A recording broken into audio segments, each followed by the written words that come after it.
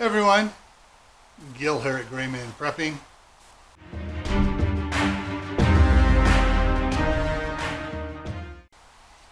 On this episode of Your Prep for Today, I want to talk to you about not storing something, but disposing of something.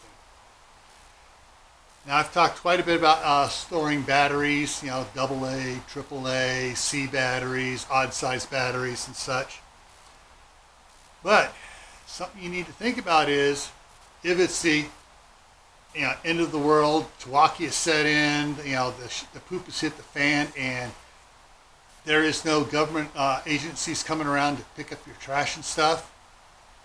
What are you going to do when you have dead batteries that are non-rechargeable anymore? They're totally dead. They're starting to leak, and you need to dispose of them. Think about it now. Make a plan. Because trust me, you don't want to just go out there and toss those into your burn barrel thinking, oh, it's just going to burn it up and it'll all be fine. Some of those chemicals don't burn up unless they're really, really, really hot, and your burn barrel ain't going to get that hot. So start thinking about it now. Come up with a plan and make sure everybody knows what the procedures are for disposing of these alkali and other batteries that you can't just throw away.